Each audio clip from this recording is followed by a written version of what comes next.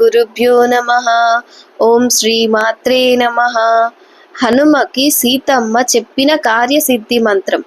ఈ మంత్రాన్ని 21 సార్లు 40 రోజుల పాటు జపించడం వల్ల ఎన్నో అద్భుతమైన విషయాలు జీవితంలో జరిగే అవకాశం ఉంది. అలాగే మనం తలపెట్టిన కార్యం కూడా సిద్ధించే అవకాశాలు ఉంటాయంట. సీతమ్మ హనుమంతునితో చెప్పిన మాట ఒక కార్యసిద్ధి మంత్రంగా వ్యాప్తి చెందింది. ఆ మంత్రం ఏంటంటే, త్వమస్మిన్ కార్య నిర్యోగే ప్రమాణం హరిసత్తమా హనుమాన్ యత్నమాస్తాయ దుఃఖక్షయకరో భవ. ఇది చాలా ప్రసిద్ధ మంత్రం. ఈ మాటను సీతమ్మ సాక్షాత్ ఆంజనేయ స్వామితో అంది. ఈ పని చేయడంలో తగిన వాడవు నువ్వే. అందుకు హనుమ, సరైన ప్రయత్నం నీవే చేసి నా యొక్క దుఃఖాన్ని పోగొట్టు అని సీతమ్మ అన్నది. సీతమ్మ అనే ఈ మాటను ఎవరైనా పఠిస్తే కార్యసిద్ధి కలుగుతుంది, ఇంకా దుఃఖాలు తొలగిపోతాయి.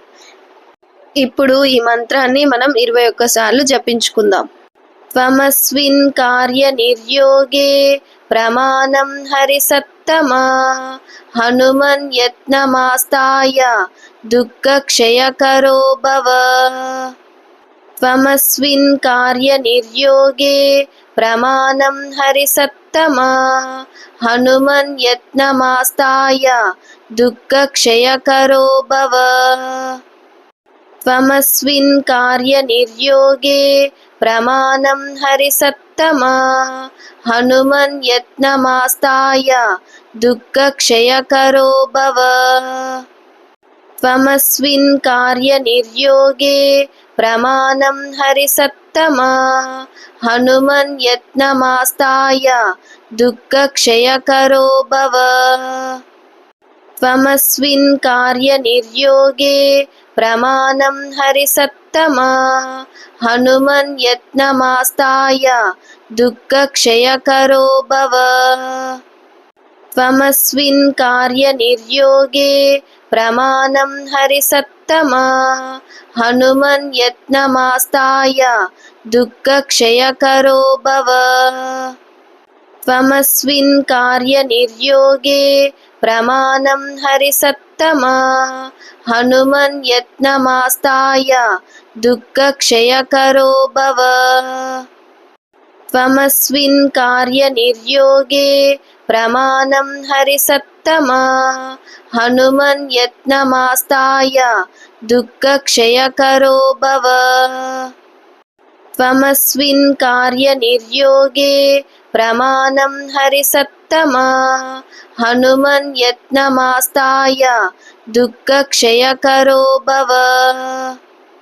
త్వమస్మిన్ కార్య నిర్యోగే ప్రమాణం హరిసత్తమా హనుమన్ యత్నమాస్తాయ దుఃఖక్షయకరో భవ.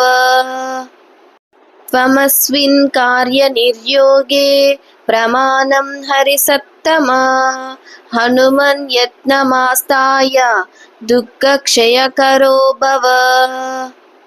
త్వమస్మిన్ కార్య నిర్యోగే ప్రమాణం హరిసత్తమా హనుమన్ యత్నమాస్తాయ దుఃఖక్షయకరో భవ.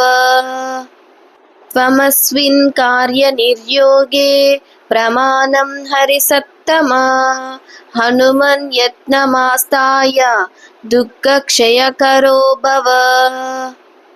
త్వమస్మిన్ కార్య నిర్యోగే ప్రమాణం హరిసత్తమా హనుమన్ యత్నమాస్తాయ దుఃఖక్షయకరో భవ.